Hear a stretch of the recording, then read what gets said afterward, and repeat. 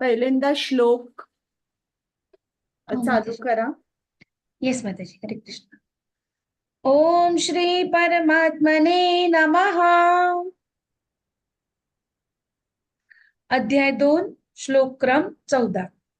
मात्रा स्पर्शास्तु कौन्तेय शीतोष्ण सुख दुःखदः आगमप्पायिनो नित्यः तान्ति तिक्षस्व भारत.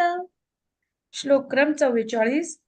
भोगैश्वर्य प्रसक्तानां तया परुति चेतसां व्यवसायात्मिका बुद्धिः समाधौ न विधीयते. श्लोक क्रम 67.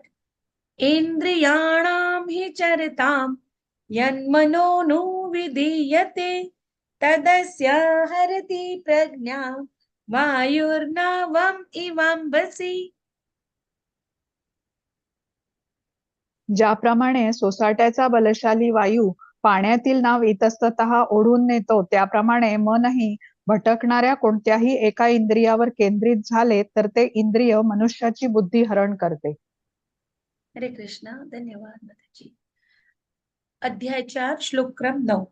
जन्म कर्म च मे दिव्यम एवं यो वेत्ति तत्त्वतः त्यक्त्वा देहं पुनर्जन्म नैति मामेति सोऽर्जुन. अध्याय 9 श्लोक क्रम 34. मन्मना भव मद्भक्तः मद्याजी मां नमस्कुरु मामे वैश्यसि युक्त्वैवम् आत्मानं मत्परायणः. हरे कृष्ण. हरे कृष्ण. आपले मन सदैव माझे चिंतन करण्यामध्ये युक्त कर. माझा भक्त हो, मला नमस्कार कर आणि माझे पूजन कर. माझ्यामध्ये पूर्णपणे रममाण झाल्याने तू निश्चितच मला प्राप्त होशील. हरे कृष्ण. हरे कृष्ण. चला आता आपण चालू करूया. अध्याय 4. त्या अगोदर मी मंगलाचरण म्हणते. ओम अज्ञानतिमिरान्धस्य ज्ञानाञ्जनशलाकया चक्षुरुन्मीलितं येन तस्मै श्रीगुरवे नमः. श्रीचैतन्यमनोभीष्टं स्थापितं येन भूतले स्वयं रूप गदामह्यं ददाति स्वपदान्तिकं. नम ओं विष्णुपादाय कृष्ण पृष्ठाय भूतले श्रीमते भक्ति वेदांत स्वामिन् इति नामिने. नमस्ते सारस्वते देवे गौरवाणी प्रचारिणे निर्विशेष शून्यवादी पाश्चातदेशतारिणे. हे कृष्णा करुणा सिंधु दीनबंधु जगत्पते गोपेश गोपिकान्त राधाकान्त नमोस्तुते. तप्त कांचन गौरांगी राधे वृंदावनेश्वरी वृषभानुसुते देवी प्रणमामि हरिप्रिये. जय श्री कृष्ण चैतन्य प्रभु नित्यानंद श्री अद्वैत गदाधर श्रीवासादि गौर भक्तवृंद. हरे कृष्ण कृष्ण कृष्ण हरे हरे हरे राम राम राम हरे हरे. आता मला वाटतं आपण 33 पर्यंत केले होते ना. 4.33.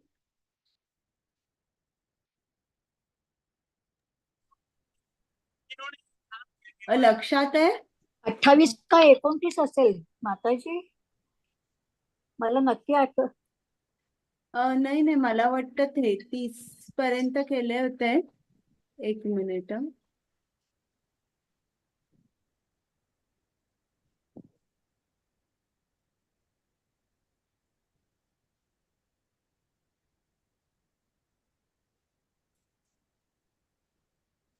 मलाही माताजी वाटतं 28 पर्यंतच झालेलं. 28 पर्यंत झालंय.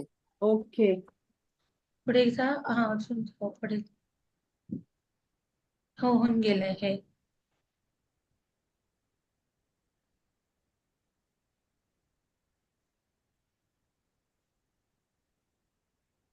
हा हे होऊन गेलेलं माताजी. नाही हे नाही, त्याच्या आधीच 28 पर्यंत झालेलं. बरं, हे झालं होतं आपलं हा. 28 28 पर्यंत. मध्ये आपण 27 पर्यंत घेतलेलं, आता 28 घ्यायचंय माताजी. बरं, मग त्याच्या अगोदर फक्त एक छोटासा रिकॅप घेते की आपण गेल्या खेपेला कुठला अभ्यास केला होता. तर वेगवेगळी यज्ञ आहेत. तुमच्या लक्षात आहे का कुठली कुठली यज्ञ आहेत? कोण सांगू शकेल? कोणाला आठवतंय का एखादं यज्ञ? यज्ञ 5 प्रकारची असतात ना? बरं, कुठली? सांगते हा मी, जरा 1 मिनिट. हा, नाही ते तुम्ही म्हणता जी यज्ञ करायची असतात, ऋषी यज्ञ, पितृ हा हा यज्ञ, हा हा ती नाही. आता आपण काय करतोय, आपण बघितलं यज्ञामध्ये प्रकारही वेगळे वेगळे आहेत. जो यज्ञ करतो त्याला योगी म्हणतात, परंतु प्रत्येक जण अजून त्या स्तरावर नाहीये की मी आत्मा आहे. प्रत्येक अजून शारीरिक स्तरावर आहे. जोपर्यंत तो शारीरिक स्तरावर आहे तोपर्यंत त्याची मन बुद्धी ही वेगवेगळ्या लेवल पर्यंत विकसित झाली आहे. म्हणून ही लोक जी आहेत ही वेगवेगळ्या प्रकारची यज्ञ करतात. आणि या यज्ञाचा अर्थ किंवा या यज्ञाचा अंत म्हणजे काय आहे की आपण हळूहळू ग्रॅज्युअली मी हे शरीर आहे या संकल्पनेपासून आपण दूर जातो आणि ग्रॅज्युअली आपल्याला ज्ञान मिळून आपलं एलिव्हेशन होतं. तर सर्व यज्ञांचा हाच अर्थ आहे. पण मग आपण जी केली आहे 4.25, 26, 27, कोण सांगू शकेल का? 1-2 यज्ञ सांगितली तरी पण चालेल. द्रव्य यज्ञ माताजी आठवतोय एक, मी बरोबर. सांगू माताजी पूर्ण स्वाध्याय यज्ञ म्हणजे बरोबर. पारायण करतात वारंवार. बरोबर. 4.28 मध्ये जे माताजी दाखवण्यात आले ना माताजी, तपोमय हा, तो यज्ञ पण यज्ञ आहे. आहे. द्रव्य यज्ञास तपो यज्ञ बरोबर. यज्ञ स्वाध्याय. सहा परे स्वाध्याय यज्ञ स्वाध्याय यज्ञ. बरोबर. अष्टांग योग पण आहे. म्हणजे बरोबर, अष्टांग चार योग आहे किंवा प्रकाराचे ज्ञान यज्ञ योग आलेले आहे. योग पण आहे. मी तुम्हाला ज्ञान योग मध्ये सांगितलं होतं की यात आपण काय करतो, आपलं स्व म्हणजे आपला आत्मा म्हणायला हरकत नाही, तो त्याचा आपण स्वाहा करतो. म्हणजे आपण काय म्हणतो की मला ब्रह्मनमध्ये किंवा ब्रह्मज्योतीमध्ये मला विलीन व्हायचंय. मला हे माझं इंडिव्हिज्युअल एक्झिस्टन्सच नकोय. हा, तर अशा तऱ्हेचे सुद्धा याला ज्ञान योग म्हटलेलं आहे. तर ब्रह्मचारी वगैरे जे आहेत ते कुठला यज्ञ करतात? आपल्या इंद्रियांचं नियंत्रण करून मग ती इंद्रिय सगळी कृष्णाकडे वळवतात. तर असे विविध प्रकारचे यज्ञ आपण बघितले. हा, आता 28 करायचंय का? मला 33 झाले असं वाटतं. 20. मला वाटतं 33 पर्यंत झालोय आपण ना. हा, मलाही तेच आहे. मी इकडे मार्क केलेलं आहे की 34 पासून चालू करायचं आहे. किती करायचंय? पण तरी पण आपण एक छोटस मत घेऊया, कारण इतर म्हणतायत ना 28 पासून का कुमुद माताजी? कारण याचा अर्थ सगळा मी समजून सांगितलाय. द्रव्य यज्ञ किंवा जे 33 पर्यंत वाचलेलं आहे, मला पण आठवतात. 33 33 पर्यंत कारण मला झालंय. आठवतंय. 34वा आता तुम्ही हे वाचला 34वा घेणार. की सर्व कर्म यज्ञांचे पर्यवसान दिव्य ज्ञानामध्ये होते. बरं, आपण तरी पण एक रिकॅप म्हणून त्यातलंच थोडस वाचूया. क्षितिजा माताजी, 4थी लाईन आहे 4.33 हा. यज्ञ कर्त्याच्या विशिष्ट श्रद्धेनुसार. हा, हरे कृष्ण. यज्ञकर्त्याच्या विशिष्ट श्रद्धेनुसार यज्ञ कधी कधी विविध प्रकारची रूपे धारण करतात. मनुष्याची श्रद्धा दिव्य ज्ञानाने युक्त होते तेव्हा त्या यज्ञकर्त्याला अशा दिव्य ज्ञानाविना केवळ द्रव्यांचा यज्ञ करणाऱ्या यज्ञकर्त्यापेक्षा अधिक प्रगत समजले पाहिजे. कारण ज्ञानप्राप्ती झाल्याविना यज्ञ भौतिक स्तरावरच राहतात आणि त्यापासून कोणतीही आध्यात्मिक लाभप्राप्ती होत नाही. वास्तविक ज्ञानाची परिणिती दिव्य ज्ञानाच्या अत्युच्च स्तरामध्ये म्हणजेच कृष्ण भावनेमध्ये होते. उन्नत दिव्य ज्ञानप्राप्ती विना यज्ञ म्हणजे केवळ भौतिक कर्मेच होत. तथापि जेव्हा हे यज्ञ दिव्य ज्ञानाच्या स्तराप्रत उन्नत केले जातात तेव्हा अशा यज्ञ कर्मांना आध्यात्मिक स्वरूप प्राप्त होते. चेतनेमधील भिन्नत्वावरून कधी कधी यज्ञकर्मांना कर्मकांड सकाम कर्म म्हटले जाते, तर कधी कधी ज्ञानकांड सत्यशोधार्थ ज्ञान असे म्हटले जाते. ज्या यज्ञाचा शेवट ज्ञानप्राप्तीत होतो तोच यज्ञ अधिक श्रेष्ठ होय. हरे कृष्ण. म्हणजे आता इकडे आपण बघितलं, जर आपण दिव्य ज्ञान न घेता कुठलंही यज्ञ केलं तर ते अगदी या भौतिक स्तरावर कुठलाही यज्ञ आपण करू तसं आहे. आणि आपल्याला मात्र दिव्य ज्ञान हवंय.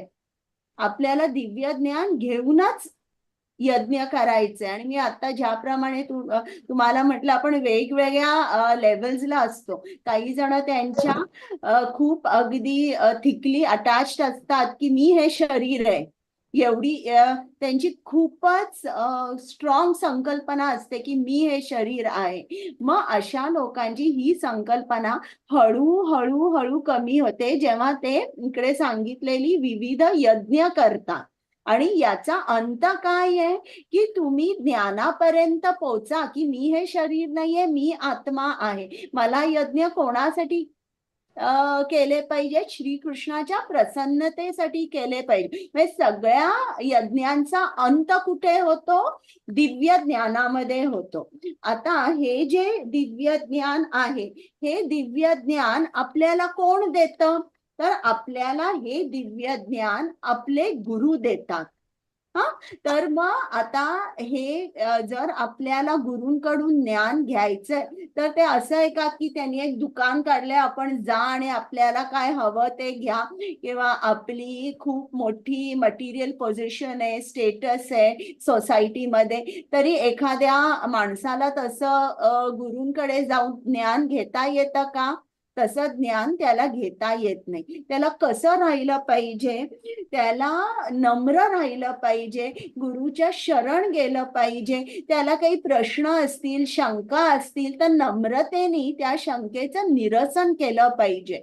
आणि जेव्हा अशा तऱ्हेने तो गुरूंची सेवा करतो आणि अतिशय नम्रपणे त्यांच्याकडे राहतो, आपल्या शंका विचारतो, तेव्हा मात्र गुरु जे ज्ञान आहे ते ज्ञान अशा शिष्याला देतात किंवा त्याच्यावर अनुग्रह करतात, त्याच्यावर कृपा करतात. आणि मग हे ज्ञान जे आहे आध्यात्मिक ज्ञान किंवा दिव्य ज्ञान हे त्या शिष्याला मिळतं. आणि स्वतः कृष्ण हे जेव्हा द्वापार युगात आले तेव्हा लोकांपुढे उदाहरण ठेवण्यासाठी त्यांनी सांदीपनी मुनी आपले गुरु म्हणून मानले, त्यांच्याकडे ते राहिले आणि त्यांच्याकडून त्यांनी शिक्षण घेतलं. आणि अशा तऱ्हेने आपल्यालाही समजतं की गुरु विना आपल्याला या मार्गावर प्रगती करता येत नाही. गुरु असणं खूप आवश्यक आहे. आणि जरी आता श्रील प्रभुपाद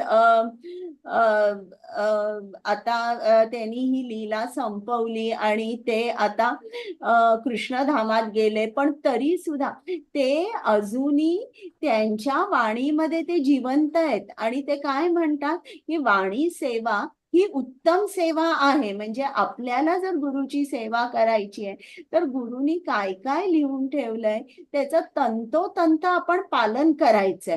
आपल्याला शंका असतील तर आपल्यापेक्षा जे प्रगत भक्त आहेत त्यांना आपण विचारू शकू, किंवा आपण त्यांचेच ग्रंथ आणि वाचून ज्ञान घेऊ शकू. तर अशा तऱ्हेने आपला प्रोग्रेस आपल्या हातामध्ये.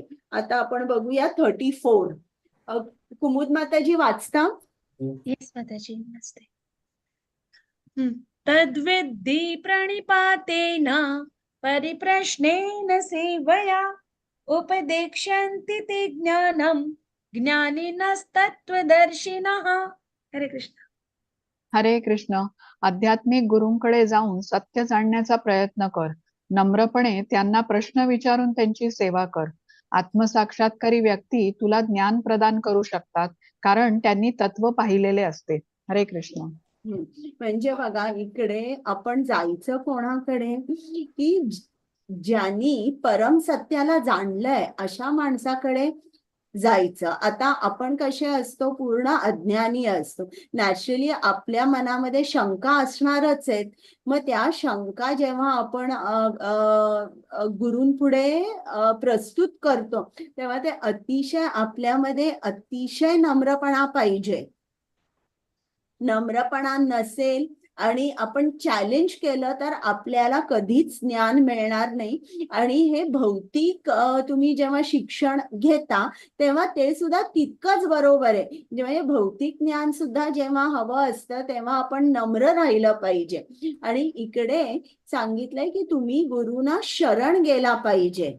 शरण जाणं खूप महत्वाचं आहे. आता बघा, हे जे बाकीची यज्ञ सांगितलंय, द्रव्य यज्ञ, तपो यज्ञ, योग यज्ञ, ज्ञान यज्ञ, यात हळूहळू आपण जे काय आपल्या कर्माचं फळ आहे ते हळूहळू त्याचा आपण त्याग करतो. हळूहळू आपल्या इंद्रियांचा आपण कंट्रोल करतो आणि मग आपण कृष्णाला शरण जाऊ शकतो.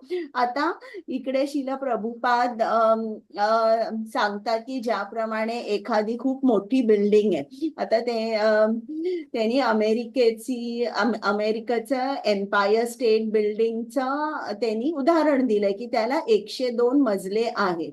आता कोण म्हणेल की मी पहिल्यांदा 25व्या मजल्यावर जाईन आणि मग मी जो टॉपमोस्ट फ्लोर आहे तिकडे येईल. कोण म्हणेल की मी अगोदर 80व्या मजल्यावर जाईन. कोण म्हणेल की मी 60व्या मजल्यावर जाईन आणि मग जो 102 मजला आहे त्या मजल्यावर जाईल. तर श्रील प्रभुपाद म्हणतात तुम्ही काही जरी केलं, 25व्या मजल्यावर गेला किंवा 60th फ्लोर, 80th फ्लोर, हा सुद्धा प्रोग्रेसच झाला. म्हणजे द्रव्यमय यज्ञ, तपो यज्ञ, योग यज्ञ, ज्ञान यज्ञ, हा सुद्धा प्रोग्रेस आहे. पण हा कसा आहे, ग्रॅज्युअल आहे. प्रोग्रेस म्हणजे जो ग्राउंड फ्लोअरवर आहे त्याच्यापेक्षा जो 25व्या मजल्यावर पोहोचलेला आहे, नॅचरली तो जरा ऍडव्हान्स झालेला आहे किंवा तो जरा जो टॉपमोस्ट फ्लोर आहे त्याच्या थोडा जवळ गेलेला आहे. तर अशा प्रमाणे आपण हळूहळू जेव्हा पुढे जातो तेव्हा आपण श्री कृष्णाला शरण जाऊ शकतो. आता इकडे प्रणिपात हा शब्द वापरलेला आहे, म्हणजे पूर्ण शरण जाणे. तर शरण जर आपल्याला जायचं असेल, कोण शरण जाऊ शकतं? जो जिज्ञासू आहे, म्हणजे जो खूप त्यांनी जाणलंय की हे जे भौतिक जग आहे हे खरं काही राहण्याचं ठिकाण नाहीये किंवा इकडे आनंद नाहीये. आता मी आनंद कसा मिळवू, मला कोण मार्ग सांगेल, अशी ज्याला जिज्ञासा आहे तोच शरण जाऊ शकतो. जर तुम्ही इकडे खूप सुखी आहात सगळं, तर मग तुम्ही शरण जाऊ शकत नाही. मग तुम्ही म्हणाल इकडे काय वाईट आहे, इकडे मला आनंद मिळतोय, इकडे मी खूप आनंदी आहे, मला काही सुखी आहे मी इकडे, काही मला आणि कशाची कमी नाहीये. तर मग असा जो म्हणतो तो गुरुना शरण जात नाही. आता जेव्हा आपण खूप सिरियस होतो की मला हे जे आध्यात्मिक ज्ञान आहे हे आध्यात्मिक ज्ञान मला समजलं पाहिजे, जेव्हा आपली एकदम सिन्सिअर अशी रिक्वेस्ट असते, खूप आपल्याला कृष्णाकडे जायचं आहे आणि खूप सिन्सिअर असतो आपण आपल्या प्रयत्नामध्ये, तेव्हा कृष्ण जो तुमच्या जो तुमच्या हृदयात परमात्मा म्हणून वसलेला आहे तो काय करतो, तो तुमचं नातं एका प्रामाणिक आध्यात्मिक गुरु शी तो जोडतो. आता ध्रुव महाराजांची गोष्ट माहिती आहे ना तुम्हाला, त्यांचा अपमान केला होता आणि त्यांचा अपमान केल्यानंतर ते इकडे त्यांच्या आईकडे आले रडत. तर मग आई होती, आईनी सांगितलं की मी तुझी याच्यामध्ये काहीच मदत करू शकत नाही. आणि ते कसे क्षत्रिय होते, क्षत्रिय रक्त होतं त्यांच्यामध्ये. पण ती आई म्हणाली पण नक्कीच विष्णू किंवा वासुदेव तुझी नक्कीच मदत करतील. मग तो म्हणाला मग ते मला कुठे भेटतील. मग त्याची आई म्हणाली ते जंगलामध्ये नक्कीच भेटतील. खूप मोठमोठे योगीजन आहेत, ते जंगलामध्ये जातात, तपस्या करतात आणि त्यांना सिद्धी पण मिळते. ते नक्कीच ते तुला जंगलामध्ये नक्कीच भेटतील.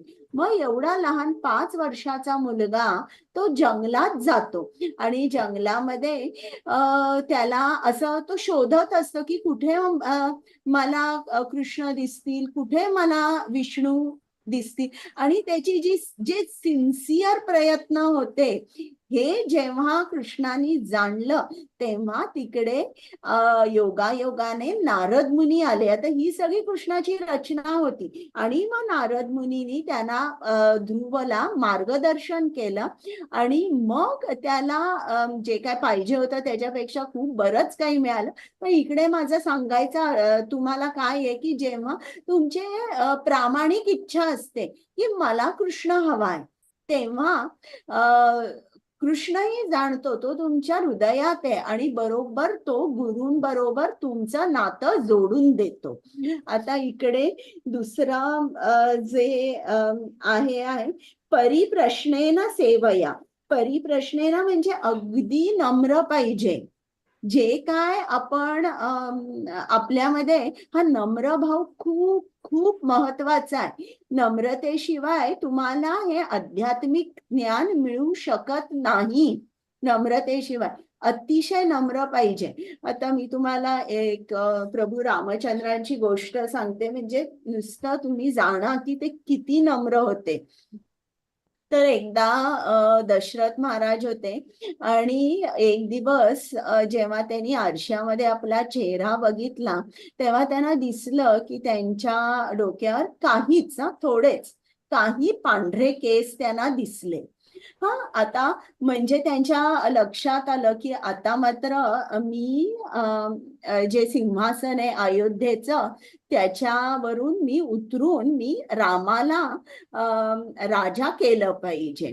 आता त्यावेळेला म्हणजे अयोध्येमध्ये आता त्रेतायुगाची वेळ आहे, त्यावेळेला राज्य कसं होतं, अशी प्युअर मोनार्की नव्हती. म्हणजे राजाच्या लहरीनुसार तो राज्य करतो असं नव्हतं. तर ती कशी होती, राजा आपल्या नागरिकांना बोलवत असे आणि तो त्यांना विचारत असे. म्हणजे जरी राजा असला तरी डेमोक्रेसी सुद्धा होती. तर असं होत असे की राजा एखादी गोष्ट सांगत असे नागरिकांना आणि ती जर नागरिकांना पटत नसली तर राजा ती गोष्ट करत नसे.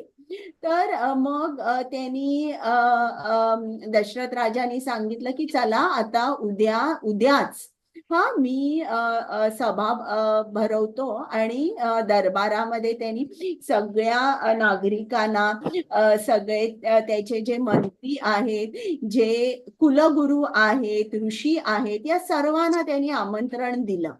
आणि आमंत्रण दिल्यावर दशरथ राजांनी सांगितलं की मी खूप वर्ष राज्य केलंय, आता मात्र मी म्हातारा झालोय आणि मला माझी इच्छा आहे की माझी इच्छा आहे की रामानी आता हे सगळं राज्य सांभाळावं.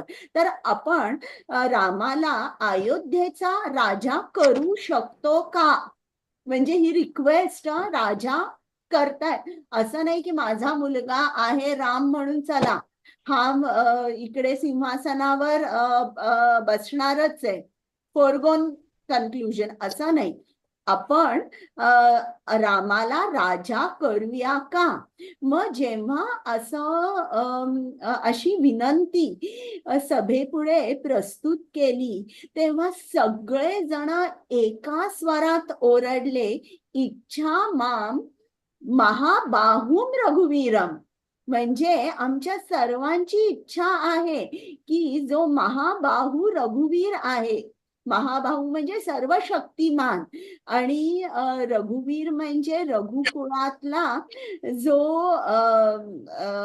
रघुकुळात काय म्हणतात त्याला, मला सायन ऑफ रघु डायनॅस्टी, मला पटकन शब्द येत नाहीये, की जो रघुकुळातला उत्तम असा पुरुष आहे किंवा सर्व शक्तिमान आहे राम, तोच आपला राजा झाला पाहिजे. म्हणजे सर्वांची इच्छा तीच होती. आणि त्यातला एक नागरिक तिकडे उठून उभा राहिला आणि म्हणाला की महाराज दशरथ, तुम्ही आत्ताच्या आत्ता तुमच्या सिंहासनाचा त्याग करा आणि रामाला आत्ताच राजा करा. असं म्हटल्यानंतर दशरथला खूप वाईट वाटलं, कारण त्यांनी खूप उत्तम तऱ्हेने राज्य केलं होतं, इतकं उत्तम तऱ्हेने राज्य केलं होतं की जणू काय त्याची प्रजा म्हणजे त्याची मुलंच होती. आता असं म्हटलं जातं की दशरथ जेव्हा राज्य करत होते तेव्हा त्यांच्याकडे म्हणजे त्यावेळी अशी सिस्टम होती की म्हणजे वॉटर स्टोरेज म्हणा किंवा आता आपण रेन हार्वेस्टिंग म्हणूया, की 11 वर्ष जरी पाऊस पडला नाही तरी तिकडल्या नागरिकांना पाण्याची टंचाई काय आहे हे माहीतच नव्हतं.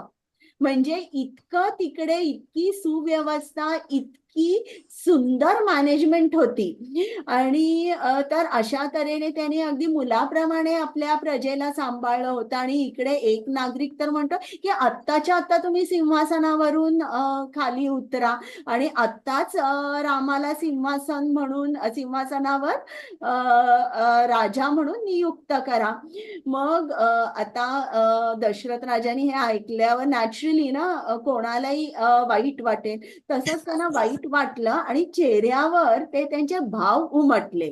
मग दुसरा एक नागरिक दशरथ राजांचं दुःख दूर करण्यासाठी असं म्हणाला, तुमचं एकच डिस्क्वालिफिकेशन आहे, म्हणजे तुम्ही अपात्र आहात. का तुम्हाला माहितीये का? कारण तुमचा मुलगा जो आहे तो राम आहे, हे तुमचं डिस्क्वालिफिकेशन आहे. तर आता राम जर तुम्ही विचार केला तर कितीतरी रामामध्ये गुण आहेत. म्हणजे आता इकडे मी तुम्हाला एक दोन नम्रपणेचं एक उदाहरण सांगणार आहे. तर आता इकडे आणि एक नागरिक म्हणाला, तो उठला, तो म्हणाला की महाराज, आमची स्थिती कशी झाली आहे माहितीये का? आता तुम्ही आम्हाला प्रश्न विचारलाय की आपण रामाला राजा करूया का? तर आमची स्थिती कशी झाली आहे, ज्याप्रमाणे एका गायीनी 2 वासरांना जन्म दिला, तर मग तिला समजत नाही कोणावर मी प्रेम करू. एकच वासराला जन्म दिला तर तिचं पूर्ण प्रेम आणि तिचं पूर्ण अटेन्शन आहे ती त्या एका वासराला देते. पण आता 2 वासरं झाल्यानंतर नक्की आम्ही कुठे बघू, कोणाकडे लक्ष देऊ, असं आम्हाला झालेलं आहे. आता तुम्ही बरेच वर्ष राज्य केलेलं आहे, हजारो वर्ष जणू काही असतील राज्य केलेलं आहे. आता मात्र आम्हाला आमचं लक्ष रामाकडे वळवायचंय. म्हणून आम्ही म्हटलंय की रामाला राजा करा, यात काही गैर नाहीये, तुम्ही तर उत्तम राजे होता, पण आता आम्हाला सगळं लक्ष रामाकडे वळवायचंय. आता दशरथाला खूप आनंद झाला आणि त्याला जे काय वाटत होतं की रामानी आता अयोध्येवर राज्य केलं पाहिजे, तेच नागरिकांनाही तेच वाटत होतं, म्हणजे सेम. त्याच्यामुळे त्यांना खूप दशरथ राजांना आनंद झाला.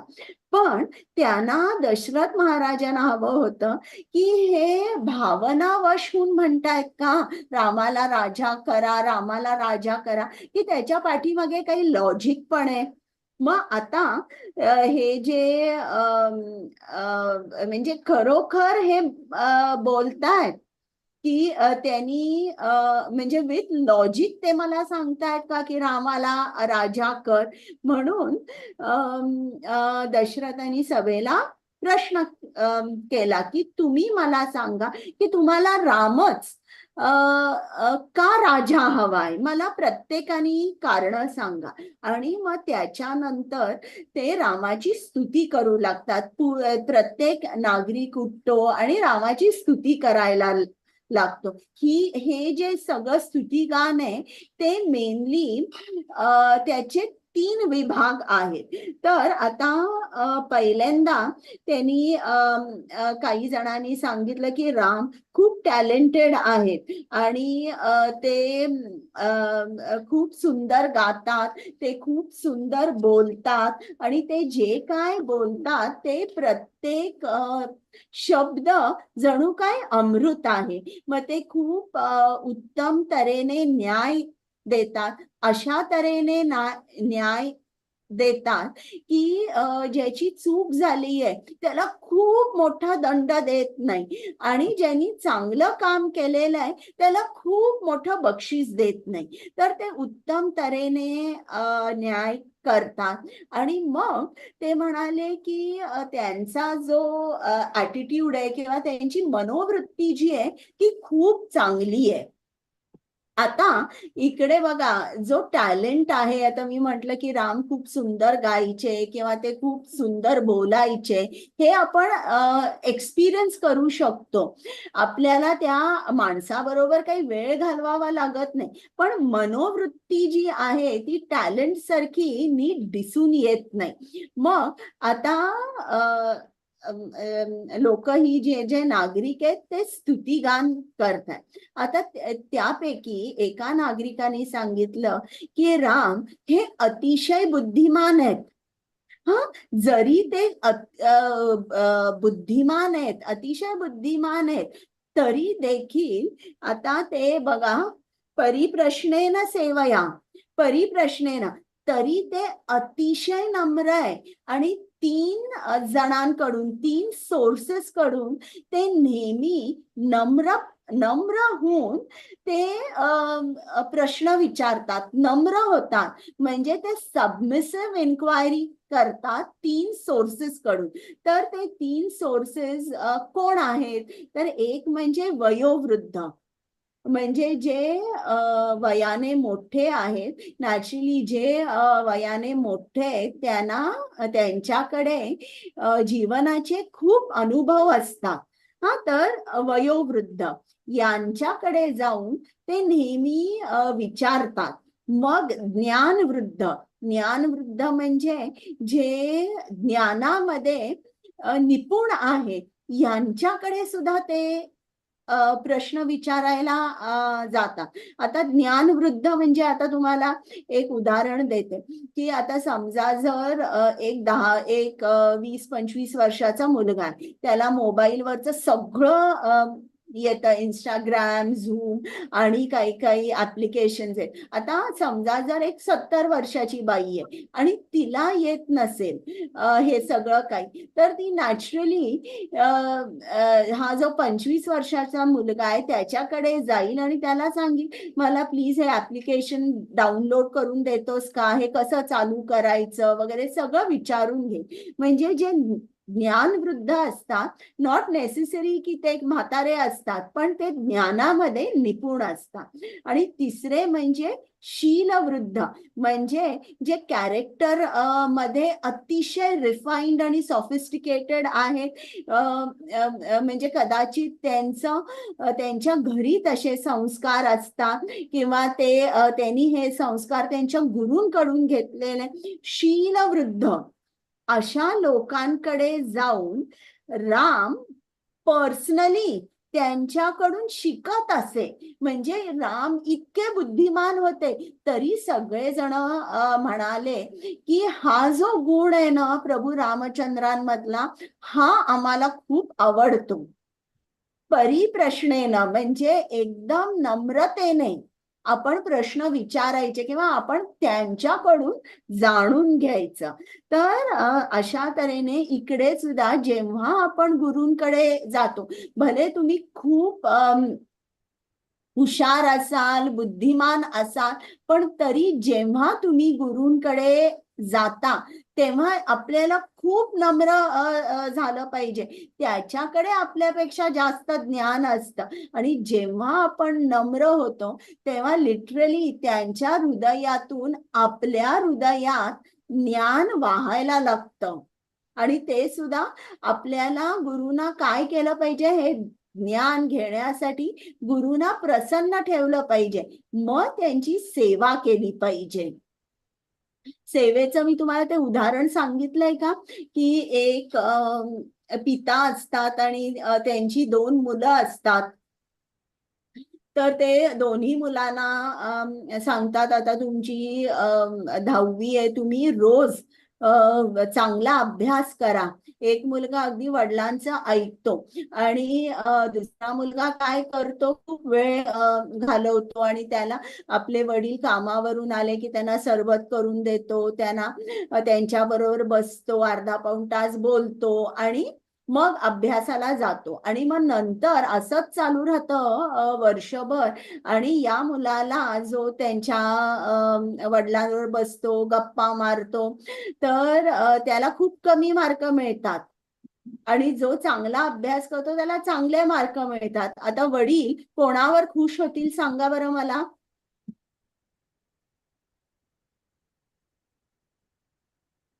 कोणावर खुश होणार?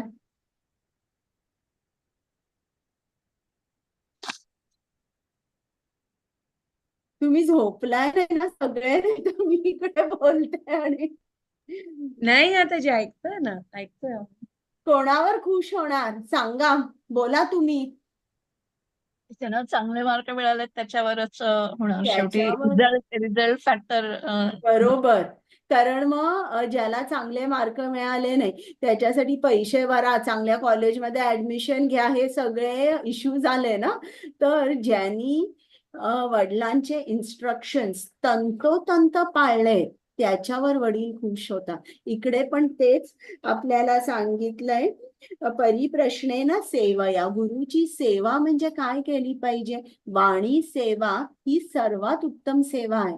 तुम्ही बसा, तुम्ही शिला प्रभुपादांनी जे काय लिहिलंय पहिलं सगळं समजून घ्या आणि समजून घेतल्यानंतरच तुम्ही सेवा करू शकाल. पहिलं समजून घ्या तुम्ही त्यांनी काय लिहिलंय. आणि असं नाहीये की सेवा म्हणजे आपल्या मनामध्ये काय येतं, गुरुच्या घरी राहायचं, त्यांचं आंघोळीचं पाणी काढायचं, त्यांचे कपडे धुवायचे, त्यांच्या पायाला तेलाची मालिश करायची, त्यांच्यासाठी भाजी घेऊन यायची. हे आपल्या मनामध्ये सेवा म्हणजे हे असतं. ही सेवा करायचीच, पण सगळ्यात महत्वाची सेवा म्हणजे वाणी सेवा आहे. तर अशा तऱ्हेने जेव्हा आपण सेवा करतो तेव्हा गुरु आपल्यावर प्रसन्न होतात. आता इकडे वाचायचं आहे 4.34. अंजली माताजी वाचता ना? हो हो असे. ते हे ना, धर्मम तू साक्षात भगवत प्रणितम, त्याच्यानंतर धर्म मार्ग धर्ममार्ग साक्षात भगवंतांनी सांगितला आहे, म्हणून मानसिक तर्क किंवा शुष्क वादाच्या आधारे आपण योग्य मार्गाची प्राप्ती करू शकत नाही. तसेच ज्ञानग्रंथाच्या स्वतंत्र अध्ययनानेही मनुष्य आध्यात्मिक जीवनामध्ये प्रगती करू शकत नाही.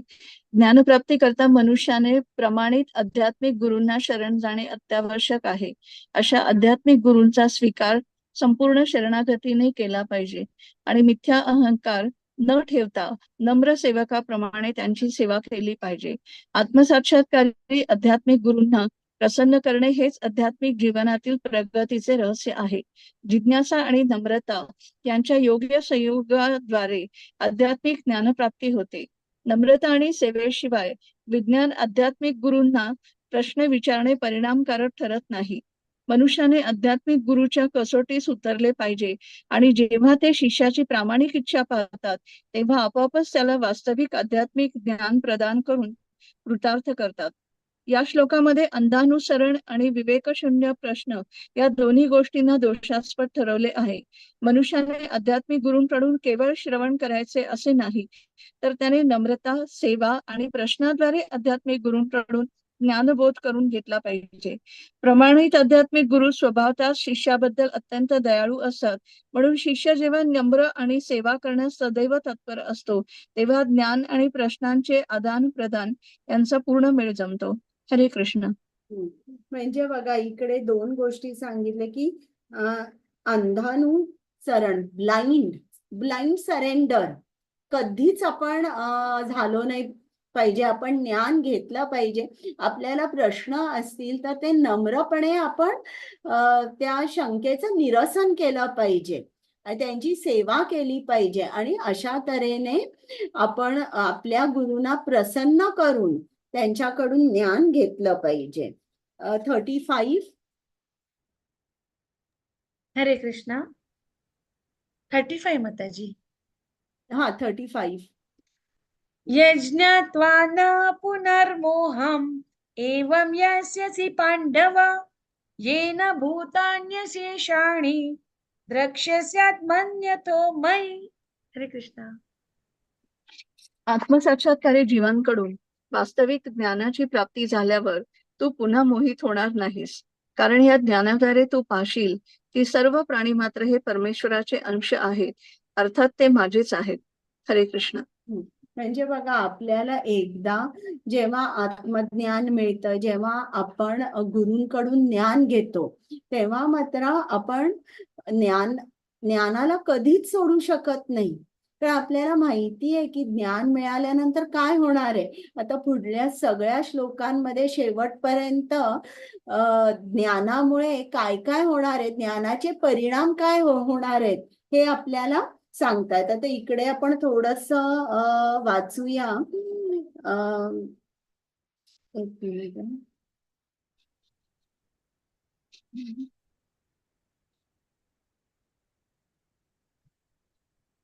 इकडे सेकंड पॅरेग्राफ आहे ना, तो हा मी सांगेपर्यंत वाचायचं. आपल्याला ब्रह्मविद्येचे पुरेसे ज्ञान नसल्यामुळे आपण आता मायेने आच्छादित झालो आहोत आणि म्हणून आपल्याला वाटते की आपण श्रीकृष्णांपासून भिन्न आहोत.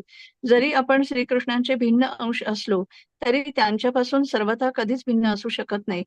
जीवामध्ये असणारा शारीरिक भेद म्हणजे माया किंवा अवास्तविकता आहे. आपण सर्वजण श्रीकृष्णांच्या संतुष्टीसाठी आहोत. केवळ मायेमुळेच अर्जुनाला वाटले की आपल्या नातलगांशी असणारे आपले नित्य शारीरिक संबंध हे भगवान श्रीकृष्णाशी असणाऱ्या शाश्वत आध्यात्मिक संबंधांपेक्षा महत्वपूर्ण आहेत.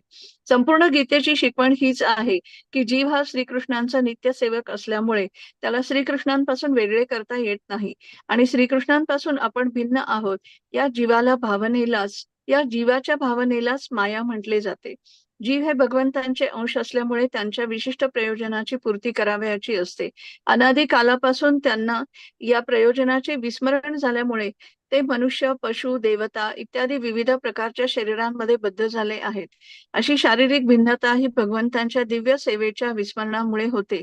पण जेव्हा मनुष्य कृष्ण भावनेद्वारे भगवंतांच्या दिव्य सेवेमध्ये संलग्न होतो तेव्हा तात्काळ या मायेतून त्याची मुक्तता होते. असे विशुद्ध ज्ञान तो केवळ अधिकृत आध्यात्मिक गुरुकडून प्राप्त करू शकतो आणि त्या योगे जीव आणि श्रीकृष्ण एकच आहेत हा भ्रम टाळू शकतो. हरे कृष्ण. तर बघा हरे इकडे कृष्ण. त्यांनी तेच सांगितलंय की आपण विस्मरणात आहोत. आपण कृष्णाचे नित्य सेवक आहोत. आपण जरी त्याच्यापासून भिन्न असलो तरी आपण त्याच्यावर अवलंबून आहोत. आपण स्वतंत्र नाही, आपण कृष्णावर अवलंबून आहोत. तर हे आपण जेव्हा जाणतो की आपलं आणि कृष्णाचं नातं काय आहे तेव्हा आपण त्याच डायरेक्शन मध्ये चालतो. जे काय कर्म करतो त्याचं फळ आपण कृष्णालाच अर्पण करतो. तर मग आता पुढे आपण ऐकूया ज्ञानाचे काय काय परिणाम आहे. 36. हरे कृष्णा. येस. 36. Yes yes. अपि चेदसि पापेभ्यः सर्वेभ्यः पापकृत्तमः सर्वज्ञानाप्लवेनैव वृजिनं सन्तरिष्यसि. हरे कृष्ण. तुला सर्व पापी लोकांमध्ये अत्यधिक पापी जरी समजण्यात आले तरी तू जेव्हा दिव्य ज्ञानरूपी नौकेमध्ये आरूढ होशील तेव्हा तू दुःखरूपी महासागर पार करण्यास समर्थ होशील. हरे कृष्ण. म्हणजे आता इकडे त्यांनी सांगितलंय की एखादा पापी जरी असेल पण अशा पापीनी जरी भक्ती योग केला, त्यांनी ज्ञान घेतलं तरी ज्ञानाद्वारे तो हा भवसागर जो आहे तो पार करू शकेल. आता इकडे त्यांनी एक शब्द वापरलाय, ज्ञान प्लव. म्हणजे प्लव म्हणजे होडी किंवा एक नाव. आता ही होडी म्हणजे नक्की काय, म्हणजे आपल्या गुरुनी आता आपण श्रील प्रभुपाद त्यांनी कृष्णाला जाणलेलं आहे, परम सत्य काय आहे हे जाणलेलं आहे. मग त्यांनी आपल्यासाठी काही इन्स्ट्रक्शन्स लिहून ठेवलेल्या आहेत, आपल्याला ज्ञान दिलेलं आहे. त्या इन्स्ट्रक्शनचा जेव्हा आपण मनापासून स्वीकार करतो, खूप मनापासून स्वीकार करतो, म्हणजे ती एक होडीच तयार होते आणि त्या होडीमध्ये बसून आपण भवसागर आरामात पार करू शकतो. कारण ती नौका चालवणारे स्वतः श्रील प्रभुपाद आहेत. म्हणजे जेव्हा त्यांनी दिलेल्या आदेशांचं पालन करतो, त्यांनी सांगितलंय त्याप्रमाणे तंतोतंत वागायचा प्रयत्न करतो, तेव्हा आपण या होडीमध्ये आरूढ झालेलो आहोत आणि ते आपल्याला घेऊन चाललेले आहेत. ते आपल्याला भवसागर आता तरुण घेऊन जाणार आहेत. आता इकडे श्रील प्रभुपाद असंही लिहितात, कधी कधी या जगाची तुलना अविद्यारूपी महासागराशी केली जाते किंवा कधी कधी वणव्याने पेट घेतलेल्या अरण्याशी करण्यात येते. एखादा मनुष्य कितीही कुशल पोहणारा असला तरी महासागरामध्ये त्याला संघर्ष करावा लागतो. तिकडे केवढे मोठे जलचर असतात आणि लाटा केवढ्या असतात, तर सोपं नसतं समुद्राचा किनाऱ्यापर्यंत जिवंत पोचणं सोपं नसतं. तर आता जर कोणी तरी बघितलं की हा एक माणूस आहे, हा महासागरामध्ये आता बुडतोय, आता समजा जर कोणी हेलिकॉप्टरनी जर त्या माणसाला बघितलं तर ते काय करतील, वरून कदाचित एक दोरी त्याच्या हातात देतील किंवा दुसरी कुठली तरी शिप असेल ते पण त्याच्या हाताला हात पकडायला एक दोर देतील. तर अशा तऱ्हेने तो महासागरातून वर येऊ शकतो. तर असंच आपल्याला सुद्धा कृष्णानी त्यांचे प्रतिनिधी पाठवले, ज्यांना आपण गुरु म्हणतो, जे पूर्ण ज्ञानामध्ये आहेत. आणि ते कसे आहेत, ते आपल्याला दोरी देत आहेत. कुठली दोरी देत आहेत? हरे कृष्ण महामंत्राची. आणि ओढणारे तेच आहेत आपल्याला फक्त त्यांच्या आदेशांचं पालन करायचंय आणि आपल्याला या भवसागराच्या पलीकडे जायचंय. तर अशा तऱ्हेने. आणि आता एखाद्या जंगलामध्ये जेव्हा आग लागते, फॉरेस्ट फायर, तेव्हा मग काय होतं, ते इतकं प्रचंड तो अग्नी असतो की जरी फायर फायटिंग तुमचे लोक आले, फायर फायटर्स आले, त्यांच्यावर जरी ते सिलेंडर्स घेऊन आले, पाणी घेऊन आले, तर कितीही प्रमाणात ते आले तरी फॉरेस्ट फायर बंद करता येत नाही. कुठेतरी माणसाकडे जी सामग्री असते किंवा त्याचे जे प्रयत्न असतात ते या विशाल वणव्यापुढे खूपच कमी ठरतात. पण एक गोष्ट जर झाली की आकाशातून जबरदस्त पाऊस कोसळला तर मात्र हा वणवा शांत होऊ शकतो. आणि हा जो पाऊस आकाशातून कोसळतो याची तुलना आहे गुरुची कृपा. म्हणजे जेव्हा गुरु आपल्यावर कृपा करतो तेव्हा आपण लगेच हा भवसागर पार करू शकतो. आपली जी ही या भौतिक जगातले जे 3 ताप आहेत ज्याच्यामुळे मनुष्य त्रस्त असतो ते एकदम समाप्त होतात. कारण आपण आता अज्ञानात आहोत. मी हे शरीर आहे, खूप अज्ञानात आहोत आपण, मी हे शरीर आहे. पण जेव्हा आपण ज्ञानात जातो तेव्हा आपल्याला समजतं माझं एकच नातं आहे आणि ते कृष्णाबरोबर नातं आहे आणि मला कृष्णासाठी काहीतरी केलं पाहिजे. कृष्णाच्या प्रसन्नतेसाठी मी हे माझं जीवन जगलं पाहिजे. तर ज्या क्षणी आपल्याला हे ज्ञान समजतं तेव्हा आपलं आयुष्य म्हणजे एकदम त्याच्यामध्ये परिवर्तन होतं, ट्रान्सफॉर्मेशन. तर आता पुढचा श्लोक बघूया 37. हरे कृष्णा. यते धांसी समिद्धोऽग्निः भस्मसात् कुरुतेऽर्जुन ज्ञानाग्नि सर्वकर्माणि भस्मसात् कुरुते तथा. हरे कृष्णा. ज्याप्रमाणे प्रज्वलित अग्नी सरपण भस्मसात करून टाकतो त्याचप्रमाणे हे अर्जुना ज्ञानरूप अग्नी सर्व प्राकृत कर्मबंधने भस्मसात करून टाकतो. हरे कृष्ण.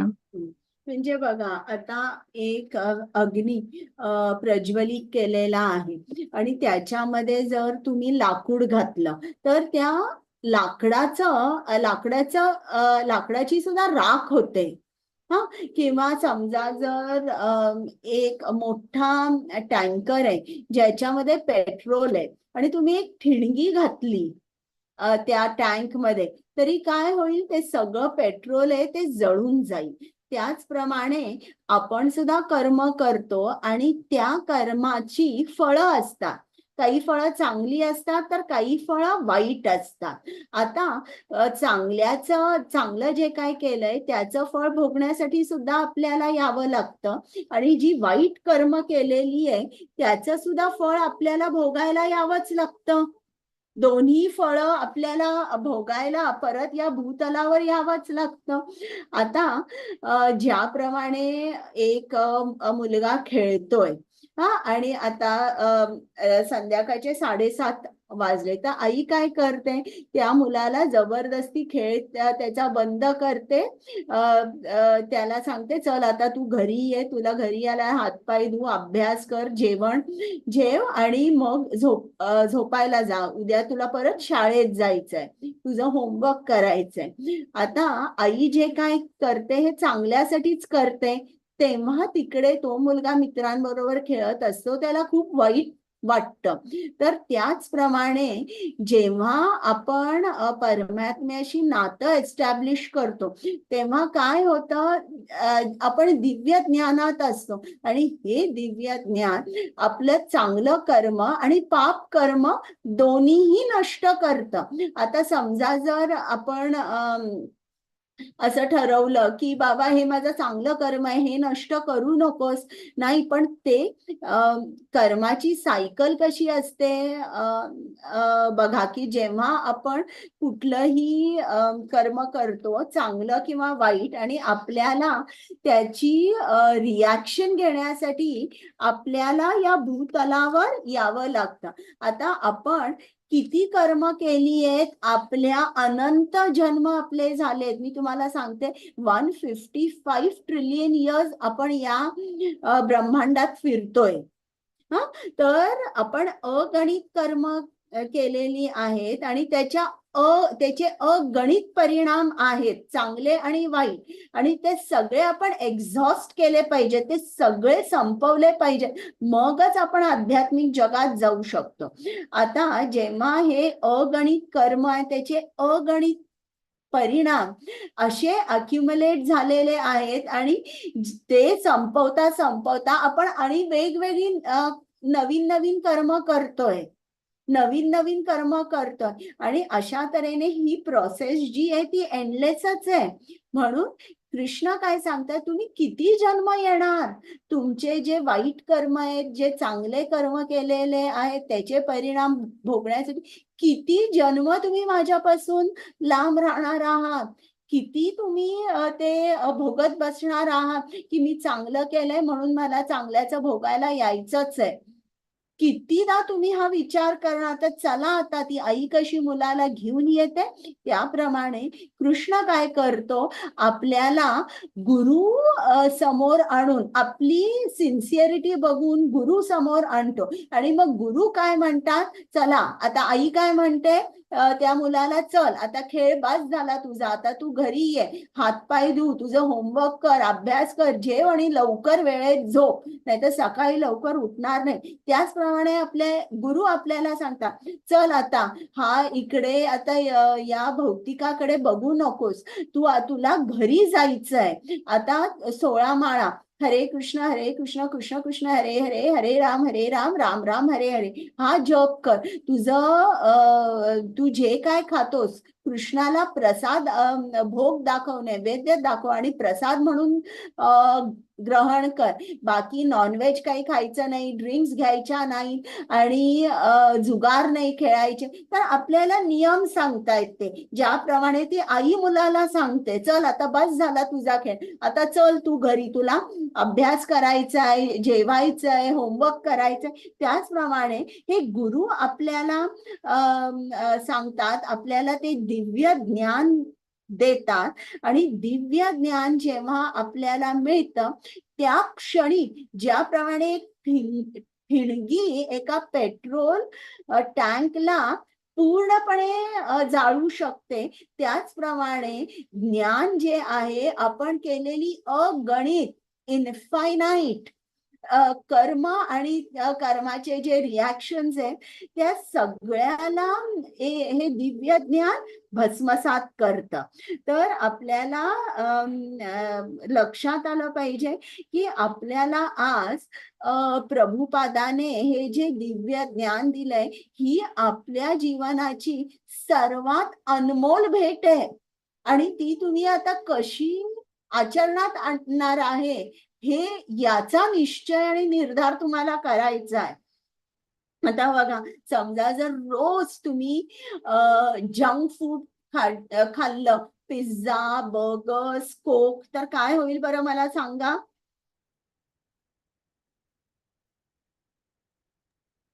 आरोग्य खराब होईल पूर्ण. आरोग्य खराब होईल.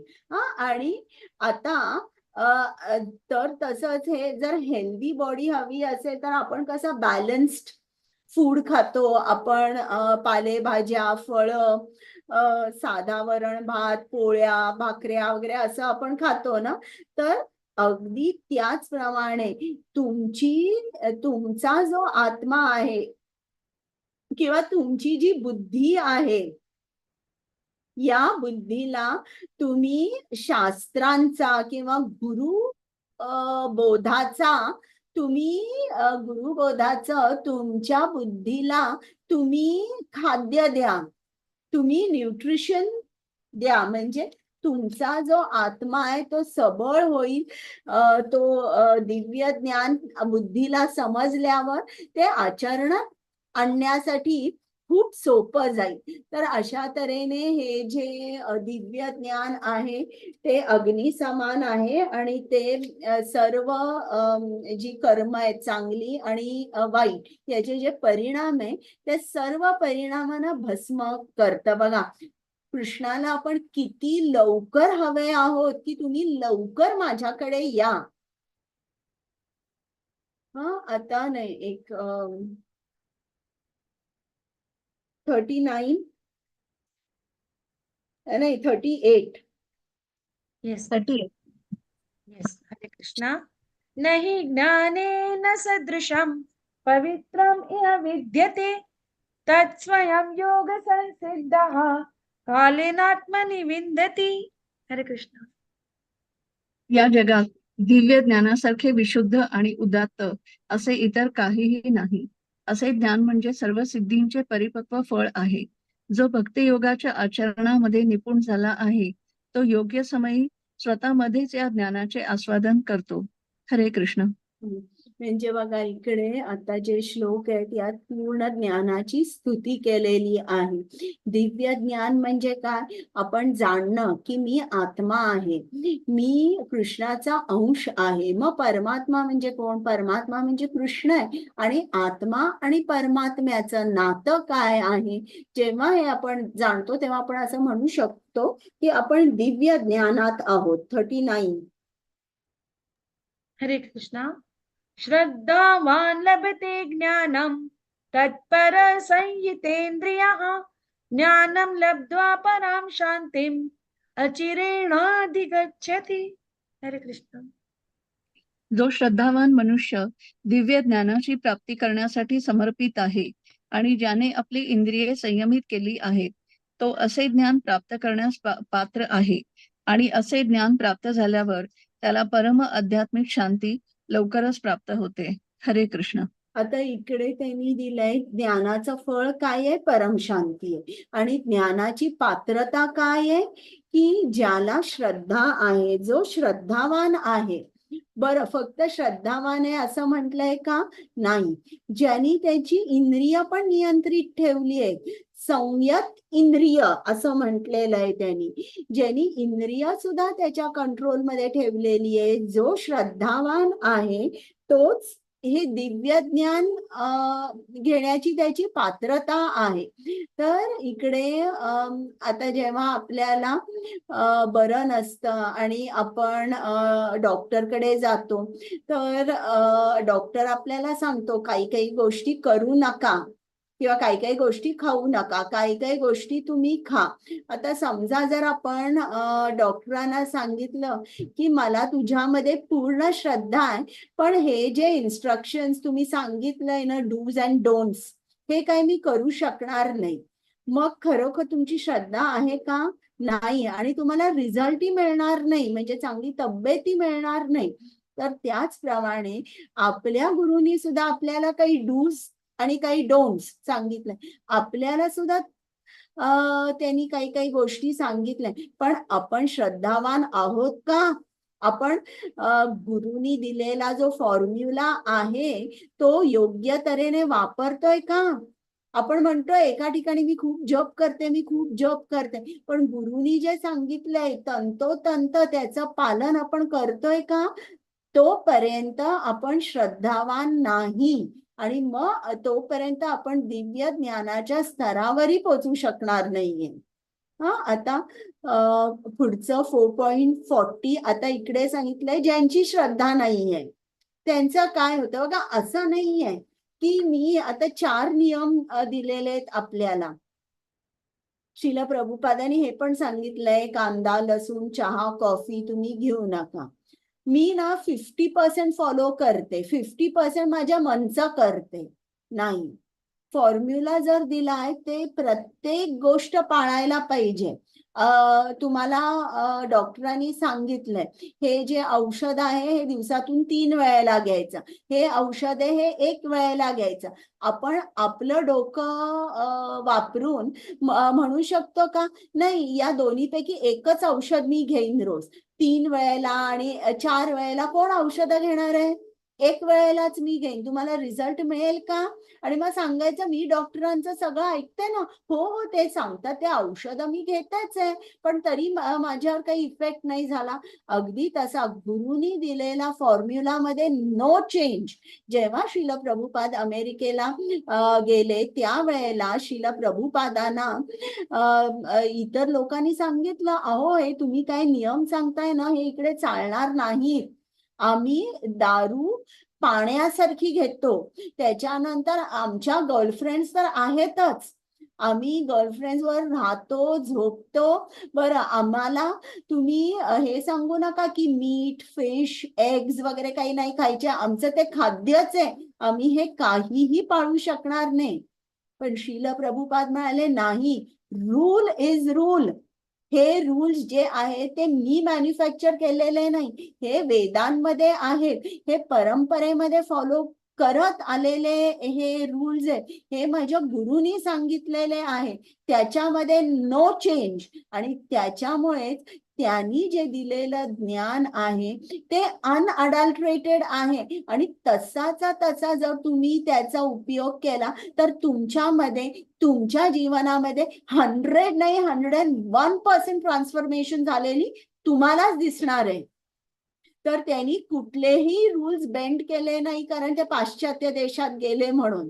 तर त्याचप्रमाणे आपल्याला सुद्धा लक्षात ठेवायचं आहे, पाश्चात्य देशात जाऊन देखील त्या पाश्चात्य लोकांनी एवढे हे रूल्स फॉलो केले, तर आपण का करू शकणार नाही? आपण सुद्धा करू शकतो. आपली जी शक्ती आहे, आपली जी बुद्धी आहे, ही कृष्णाकडून येते.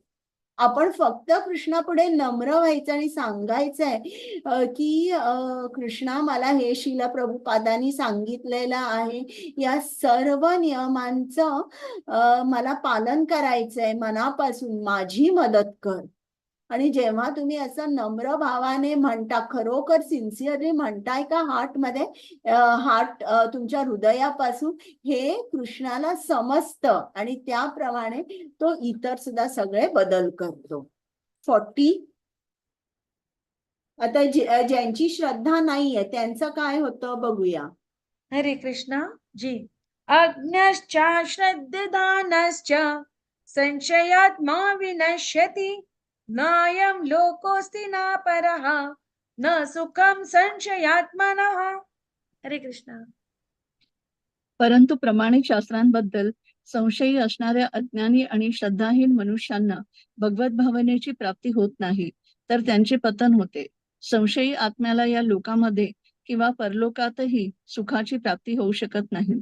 हरे कृष्ण. म्हणजे एका शब्दात सांगायचं असेल तर त्यांची प्रगतीच होत नाही. आता ज्यांची श्रद्धा नाहीये, आता जर खोलवर जाऊन तुम्ही विचार केला की या माणसाची श्रद्धा नाहीये कृष्णावर, तर त्याचं मूळ कारण काय असतं? अज्ञान. ही भगवद्गीता कधीही वाचलेली नसते, कुठेतरी कोणाकडून काहीतरी ऐकलं असतं किंवा टीव्हीवर काहीतरी चुकीचं बघितलं असतं, या बेसिसवर ते ठरवतात. किंवा कधीतरी मायावादी लोक जे काय सांगतात की कृष्ण वगैरे कोणी नाहीये, किंवा जे बुद्धिस्ट फिलॉसॉफी आहे की सगळं शून्य आहे, तर या कुठेतरी त्यांचं अज्ञान असतं. अज्ञान असल्यामुळे शास्त्रामध्ये काय लिहिलंय याचं त्यांना ज्ञान नसतं आणि त्याच्यामुळे त्यांची श्रद्धा नसते. हे अज्ञानी असतात. जे अश्रद्धा असतात किंवा श्रद्धाहीन असतात, ते कसे असतात? त्यांना श्रद्धा नसते. त्यांनी शास्त्रांचं कदाचित वाचन केलं असतं किंवा ऐकलेलं असतं, पण त्यांना खूप स्ट्रॉंग फिलिंग येतं की ही मायथॉलॉजी आहे, हे असं काही घडलेलंच नाहीये, ही कुठली तरी अशी कथा आहे. आणि संशयात्मा आहे म्हणजे शास्त्र त्यांनी वाचलेली असतात पण त्यांना डाऊट असतो मनामध्ये. ते 18.66 कुठलाय कुमुद माताजी, तो श्लोक माहितीये? सर्व धर्मान परित्यज्य सर्व मामेकम. धर्मान् परित्यज्य मामेकं शरणं व्रज अहं त्वां सर्व पापेभ्यः मोक्षयिष्यामि मा शुचः. हरे कृष्ण. म्हणजे सर्व प्रकारच्या धर्मांचा त्याग कर आणि केवळ मलाच शरण ये, मी तुला सर्व पापांपासून मुक्त करीन, तू भयभीत होऊ नकोस. खरंच आहे का की कृष्णाला शरण गेला तो सर्व पापापासून मला मुक्त करणार आहे? मला तरी काय वाटत नाही. तर हा जो असतो याला संशयात्मा म्हणतो. शास्त्र वाचलेली आहे. पण जरा एक मिनिट, मी फोन आलेला आहे तो घेते.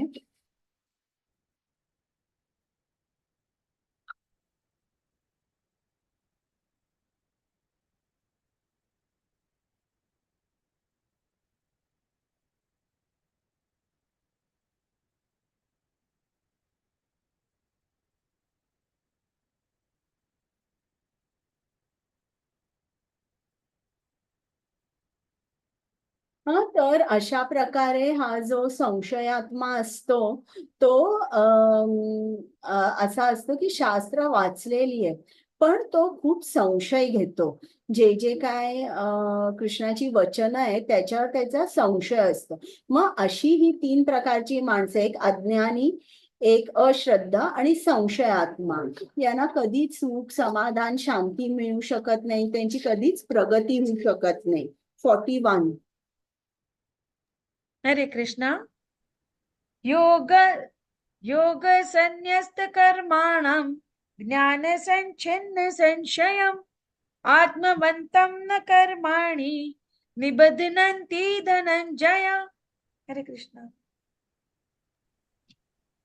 आपल्या कर्मफलांचा त्याग करून जो भक्ती योगयुक्त कर्म करतो आणि दिव्य ज्ञानाद्वारे ज्याचे संशय नष्ट झाले आहेत तोच वास्तविकपणे आत्मस्थित आहे. याप्रमाणे हे धनंजया, तो कर्मबंधनांनी बद्ध होत नाही. हरे कृष्ण. म्हणजे बघा आता इकडे श्रीकृष्णाने काय सांगितलंय की जो दिव्य ज्ञान घेतो, जे आता जो संशय रहित आहे असाच भक्तियोग करू शकतो किंवा भक्तियुक्त कर्म करू शकतो. म्हणजे दिव्य ज्ञानाचा जो अंत आहे तो भक्ती योगामध्ये होतो. आणि मग जेव्हा असा भक्ती योगात जो स्थित होतो तो वास्तविकपणे आत्मस्थित आहे आणि तो कर्म बंधनाने बद्ध होत नाही, कारण तो सर्व जी कर्म करतोय तो ती कृष्णाला अर्पण करतोय. जे फळ मिळतंय ते कृष्णाला अर्पण करतोय. तो फक्त एका सेवकाची भूमिका करतोय. मी फक्त सेवक आहे असा, आणि मी कृष्णाचा सेवक आहे हीच भूमिका त्याची असते. या जगात माझं काहीही नाहीये, सर्व जे काय हे कृष्णाच्या मालकीचं आहे, मी एक सेवक आहे अशी त्याची भावना असते. 42. हरे कृष्णा. तस्मादज्ञान संभूतं हृष्टं श्री ज्ञानासीनात्मनः चित्वैनं संशयं योगम् आतिष्ठोत्तिष्ठ भारत. म्हणून अज्ञानामुळे तुझ्या हृदयात जे संशय उत्पन्न झाले आहेत ते ज्ञानरूपी शस्त्राने छाटून टाकले पाहिजेत. हे भारता, योगयुक्त होऊन उठ आणि युद्ध कर. हरे कृष्ण. म्हणजे आता इकडे कृष्ण अर्जुनाला सांगताय की अज्ञानामुळे तुझ्या हृदयामध्ये हे सगळे संशय उत्पन्न झालेले आहेत आणि या संशयाचा तू नाश कर आणि उठ, उभा राहा, तुझी ड्युटी कर, युद्ध कर. आता हे शेवटचं जे आहे ना तात्पर्य आपण सगळं वाचूया. अंजली माताजी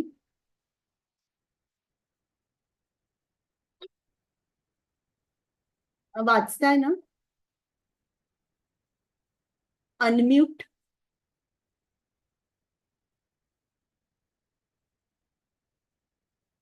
ऐकू येत नाहीये. अंजली माताजी तुम्ही म्यूट आहात. हरे कृष्ण. हो म्यूट झाला हा, हरे कृष्ण. ओके. या अध्यायात सांगण्यात आलेल्या योग पद्धतीला सनातन योग किंवा जीवाने केलेल्या शाश्वत क्रिया असे म्हटले जाते. या योगामध्ये यज्ञ कर्मांचे 2 विभाग आहेत. एकाला द्रव्य यज्ञ आणि दुसऱ्याला आत्मज्ञान किंवा ज्ञानयज्ञ म्हटले जाते. ज्ञानयज्ञ म्हणजे विशुद्ध आध्यात्मिक कर्म होय. जर द्रव्य यज्ञ आध्यात्मिक साक्षात्कार प्राप्तीसाठी केला नाही तर असा यज्ञ भौतिकच राहतो. परंतु जो मनुष्य असा यज्ञ आध्यात्मिक उद्दिष्ट प्राप्त करण्यासाठी करतो किंवा भक्तिपूर्ण सेवेमध्ये करतो तो वास्तविक परिपूर्ण यज्ञ करीत आहे. जेव्हा जेव्हा आध्यात्मिक क्रियांबद्दल विचार करतो तेव्हा अशा आध्यात्मिक क्रियांचेही 2 विभाग होतात. प्रथम म्हणजे स्वतःच्या आत्म्याबद्दल जाणणे किंवा स्वतःची वैधानिक स्थिती जाणणे आणि दुसरा म्हणजे पुरुषोत्तम श्री भगवान यांच्याबद्दलचे तथ्य. जो मनुष्य भगवद्गीतेच्या यथार्थ मार्गाचे अनुसरण करतो तो सहजपणे आध्यात्मिक ज्ञानाच्या या 2 महत्वपूर्ण विभागांचे ज्ञान प्राप्त करू शकतो. आत्मा हा भगवंतांचा अंश आहे हे परिपूर्ण ज्ञान तो विनाप्रयास प्राप्त करू शकतो आणि असे ज्ञान लाभदायकच आहे, कारण असा मनुष्य सहजपणे भगवंतांचे दिव्य कर्म जाणू शकतो. या अध्यायाच्या प्रारंभी स्वतः भगवंतांनीच आपल्या दिव्य कर्माचे वर्णन केले आहे. तो गीतेचा उपदेश जाणू शकत नाही. जो गीतेचा उपयोग जाणू शकत नाही तो श्रद्धाहीन आहे आणि तो भगवंतांनी दिलेल्या अंशिक स्वातंत्र्याचा दुरुपयोग करीत आहे, हे आपण जाणले पाहिजे. असा उपदेश उपलब्ध असतानाही जो भगवंतांचे सर्वज्ञ सच्चिदानंद स्वरूप जाणीत नाही, तो निश्चितच महामूर्ख आहे. कृष्ण भावनेची तत्वे क्रमशः स्वीकारल्याने अज्ञान नष्ट होऊ शकते. देवदेवतांप्रित्यर्थ केलेल्या विविध प्रकारच्या यज्ञांनी ब्रह्मयज्ञ, ब्रह्मचर्य यज्ञ, गृहस्थ जीवनातील यज्ञ, इंद्रिय संयमाचा यज्ञ, योग यज्ञ, तपोयज्ञ, स्वाध्याय यज्ञ, वेदाध्ययन यज्ञ आणि वर्णाश्रम धर्म यज्ञ इत्यादी प्रकारचे यज्ञ केल्याने कृष्ण भावना जागृत होऊ शकते. या सर्वांना यज्ञ म्हटले जाते आणि हे सर्व यज्ञ नियमित कर्मांवर आधारित आहेत. पण या सर्व क्रियांमध्ये आत्मसाक्षात्कार ही एक महत्वाची बाब आहे. जो या उद्दिष्टाची प्राप्ती करण्याचा प्रयत्न करीत आहे तोच भगवद्गीतेचा खरा शिष्य आहे. पण जो श्रीकृष्णांच्या प्रमाणावरच संशय ठेवतो त्याचे पतन होते. म्हणून मनुष्याला प्रमाणित गुरुच्या मार्गदर्शनाखाली शरण जाण्याचा आणि सेवाभावाने भगवद्गीता किंवा इतर कोणत्याही शास्त्राचे अध्ययन करण्याचा सल्ला दिला जातो. प्रमाणित आध्यात्मिक गुरु शाश्वत कालापासून चालत येणाऱ्या गुरुशिष्य परंपरेतील असतो आणि भगवंतांनी लाखो वर्षापूर्वी जे ज्ञान सूर्यदेवाला प्रदान केले त्या ज्ञानमार्गापासून आध्यात्मिक गुरु मुळीच भ्रष्ट होत नाही. या सूर्यदेवापासून पृथ्वी तलावर भगवंतांचा उपदेश आला म्हणून मनुष्याने भगवद्गीतेचे अनुसरण स्वतः गीतेमध्ये सांगितल्याप्रमाणेच केले पाहिजे आणि स्वतःची प्रतिष्ठा वाढवण्याच्या मागे लागलेल्या स्वार्थपरायण लोकांपासून सावध राहिले पाहिजे. कारण असे लोक इतरांना वास्तविक मार्गापासून भ्रष्ट करतात. श्री भगवान हे निश्चितच परमपुरुष आहेत आणि त्यांचे कर्म दिव्य आहे. ज्याला हे ज्ञान झाले आहे तो भगवद्गीतेच्या अध्ययनाच्या आरंभापासूनच मुक्त पुरुष आहे. या प्रकारे भगवद्गीतेच्या ज्ञान कर्म संन्यास योग या 4थ्या अध्यायावरील भक्ती वेदांत भाष्य संपन्न. हरे कृष्ण. हरे कृष्ण. खूप छान वाचलत माताजी. थँक्यू. बरं, आता कोणाला काही प्रश्न आहेत का?